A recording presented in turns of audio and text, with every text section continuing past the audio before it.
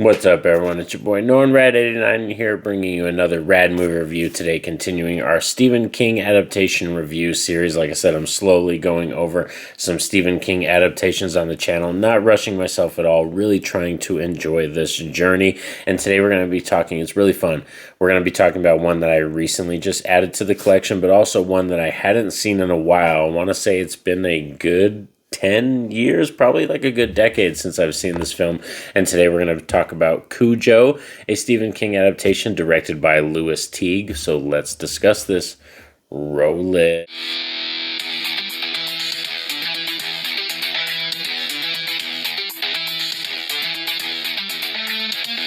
So Cujo is a 1983 adaptation of a Stephen King novel. This is directed by Lewis Teague and would not be the only film that is a Stephen King adaptation directed by Lewis Teague. He eventually did Cat's Eye as well, so that was really cool to see that he came back to do multiple films with Stephen King or based on some of his works and everything. And this one was really fun to return to because, like I was saying in the intro, it's been a good probably 10 years since I've seen this film, and with it being recently added to the collection, thanks to Ali, thank you very much, this is one that I was very excited to return to because this is a really strong, really good adaptation. I know a lot of people kind of claim that this is probably a boring film, a slow moving type film, but for me on this rewatch, I want to say just a quote right now, just discussing it. I did not check my phone at all at once, like at all during watching this film. And that goes a long way, especially with talking about modern times, the times we live in now. It's so easy just to reach in your pocket and grab your phone and check stuff and go online, you know, kind of check out when you're watching a movie or a TV show when it doesn't interest you at all. And watching this film, I had no desire to reach into my pocket at all, did not check my phone. This is a very strong Stephen King adaptation that I think has a lot of good positives that we're going to discuss right now. One key thing I want to talk about with positives with this film is the characters. I think with Dee Wallace and her husband's character in this film, the whole kind of, most people would call it maybe melodrama, and the stuff dealing with Gary too, the guy that like is supposed to be working on their car, all that stuff, the human stuff, I like that. That actually is nice build up to this film in terms of where we get to when we get to the third act. A lot of people are going to say, like I said, that's boring stuff, but when it comes to this film, when you get to the third act and Dee Wallace and her son are trapped in the car and they're being surrounded and attacked by Cujo and being kept in that car, it gives you every Easter egg and every reason to why they're there and why they're stuck there for days and days on end.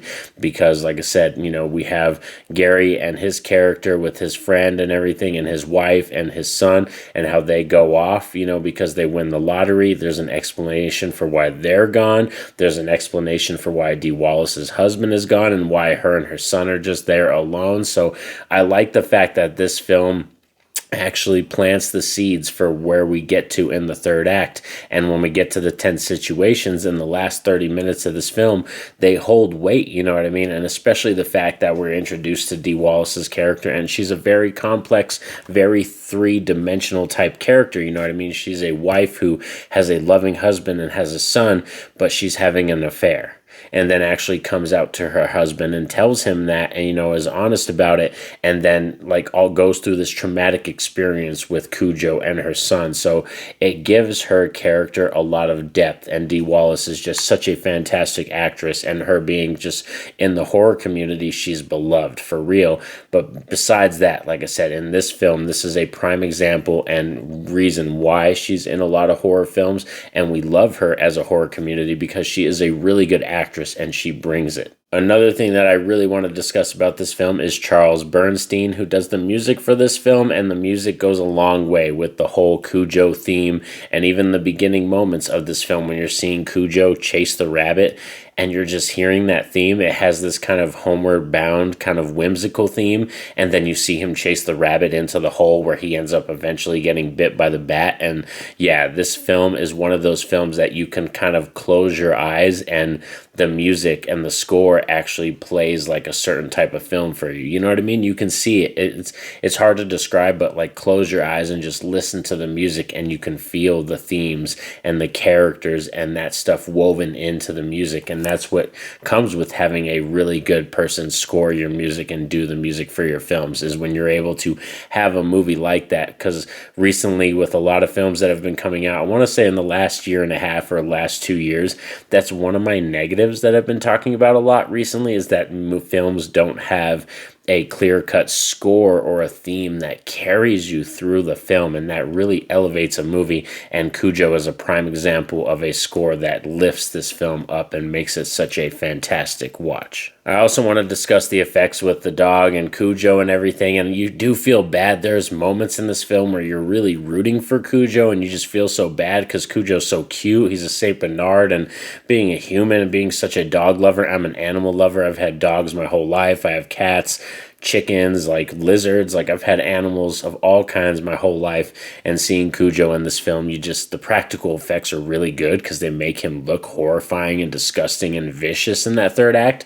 But I just feel so bad because I just want to hug him. I just want to take care of him and take him to the doctor. So as an animal lover, you just really have these moments where you're feeling sympathetic and empathetic for Cujo, but then you see all the viciousness in what he does and what he puts Dee Wallace and her son's character through. And I think it's quite fascinating that when it comes to books and novels, Stephen King, when I was doing research on this one, he doesn't even really remember writing this novel because that was a time in his life where he was so addicted to alcohol, and he was very much an alcoholic and a drunk, that he doesn't really remember writing a lot of the moments for this film. So it's kind of crazy. And also when it comes to the third act, so spoiler warning, if you guys haven't seen this film, click off like a spoiler warning. I'll have a card up in this top corner right here, spoiler warning. So when that disappears, you can, listen. But this film is pretty old. It's from 1983. But the book actually ends in a very much more dark way, where the son in the character in this film, the son character actually dies of dehydration and heat stroke in the book. And that's not in this film. They actually decided to change that because the producers and writers were like, yeah, told Stephen King, we can't go with your ending that you had in the book. That's a little too dark. So yes, the mom and the son both do survive in this film. So, but for me, like I said, this is still a really good adaptation. It's pretty close to the book. I said, besides the ending, it's pretty close to the book.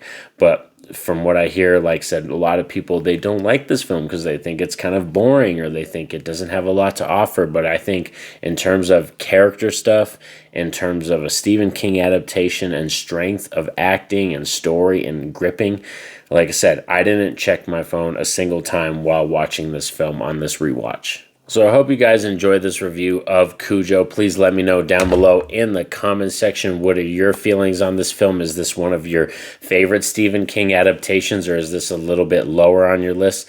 I would love to discuss with you. And in terms of a Radd rating for Cujo, this film is going to get an 8.5 out of 10. This is a very strong film and a very strong Stephen King adaptation, and one that, like I said, on this rewatch, it landed in a lot of areas, and I'm very impressed with, like I said, Dee Wallace's character and Charles Bernstein's music, and the execution of this film, Cujo, really is a great adaptation. But these are just my thoughts and my opinions on the film. But also like the video. That definitely helps out the channel. And subscribe if you're new to the channel, and have that notification bell poked so you're notified anytime I drop a video. But most importantly, y'all know what's up. Have a safe and happy day. Peace out.